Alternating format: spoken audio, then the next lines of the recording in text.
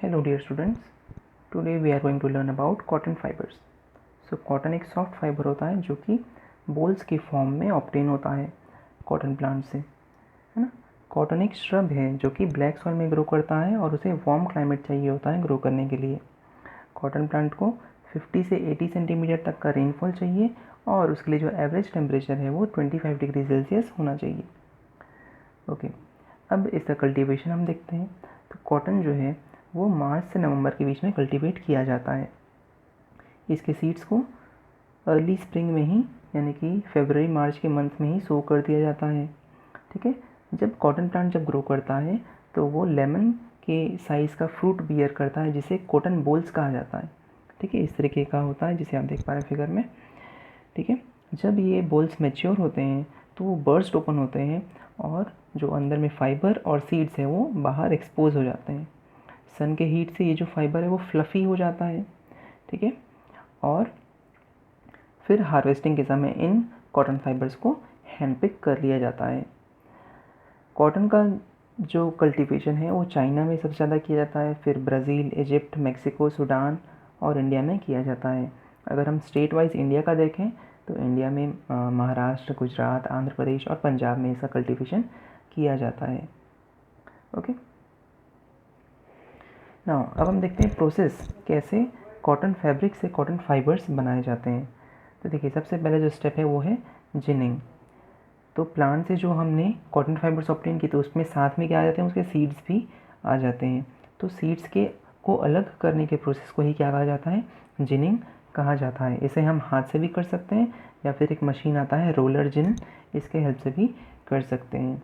ठीक है, अच्छा, तो सीड्स को रिमूव करने के बाद अब जो फाइब्रस मटेरियल हमारे पास बचता है उसे हम क्या कहते हैं, लिंट कहते हैं। तो आप इस रे डायग्राम में भी समझ सकते हैं, प्लांट से हमें मिला कॉटन बॉल्स, है ना, फिर हमने किया जिनिंग। जिनिंग से क्या होगा, कॉटन सीड अलग हो जाएगा और लिंट हमें मिलेगा। अच्छा, अब जो नेक्स्ट स्टेप है वो है spinning. So what is spinning? Spinning में हम क्या करते हैं, जो भी कॉटन फाइबर हमें मिला है उस कॉटन फाइबर को हम क्या करते हैं, ट्विस्ट करते हैं और ट्विस्ट करके उसे हम यान यानी कि धागे के फॉर्म में हम कन्वर्ट करते हैं। इसको अलग अलग तरीके से किया जा सकता है, इसे हाथ से भी किया जा सकता है जैसे पहले किया जाता था चरखा और तकली के हेल्प से, है ना। आजकल मशीन्स आते हैं तो मशीन के हेल्प से भी स्पिनिंग की जा सकती है। तो जो धागे प्रोड्यूस होते हैं, जो यान्स प्रोड्यूस होते हैं, उसे फिर हम इकट्ठा करके बड़े बड़े बंडल्स के फॉर्म में हम या बेल्स के फॉर्म में हम रख लेते हैं। Okay, so as you can see यहाँ पर मशीन्स आपको दिखाई दे रहे हैं ना, रोलर जिन मशीन है, चरखा और तकली जो है ये ट्रेडिशनल मेथड्स हैं। ओके, अब हमने स्पिनिंग कर ली, हमें यान मिल गया है। अब यान से क्या किया जाएगा, कपड़े के लिए फैब्रिक बनाया जाएगा। तो फैब्रिक जो है वो दो तरीके से बना सकते हैं, पहला है वीविंग और दूसरा है निटिंग। वीविंग में क्या किया जाता है, अलग अलग थ्रेड्स जो होते हैं या यान जो होते हैं उनको एक साथ वीव किया जाता है, फंसाया जाता है क्रिस क्रॉस फॉर्म में।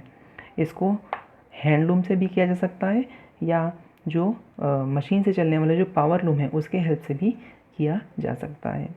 ठीक है, यानी वीविंग में क्या किया जाता है, जो यान्स हैं उनको इंटरलॉक किया जाता है ना, दो या दो से ज़्यादा जो थ्रेड्स होते हैं उनको। तो एक्टिविटी नंबर 4 में आप जैसे देख पा रहे हैं यहाँ पर दो कलर के, अगर हम मान लीजिए पेपर लेते हैं ना, पेपर के शीट्स हम ले रहे हैं, तो जो रेड कलर है उसको येलो कलर के साथ क्या किया गया है, इंटरलॉक किया गया है एट राइट एंगल्स में फंसाया गया है।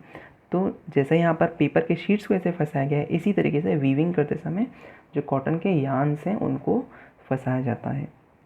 नेक्स्ट जो प्रोसेस है वो है निटिंग। सो निटिंग में क्या किया जाता है, इसमें यहाँ पर एक ही थ्रेड का यूज़ किया जाता है। तो एक ही सिंगल यान का यूज़ करके जो फैब्रिक बनाया जाता है उसे हम कहते हैं निटिंग, है ना। इसको भी हम हाथ से भी कर सकते हैं या मशीन से कर सकते हैं। तो जो स्वेटर्स हैं, सॉक्स हैं, ये निटिंग प्रोसेस से बने हुए क्लोथ्स हैं। ओके, अब हम इसके यूजेस देखते हैं, uses of cotton.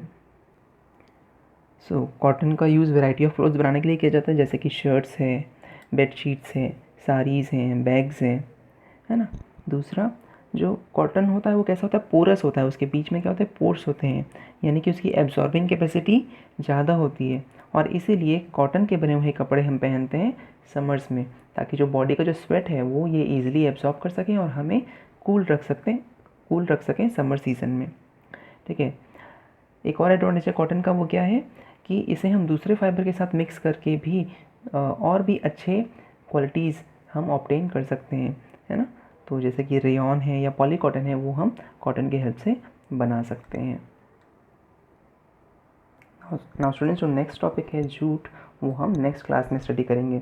Till then, good bye.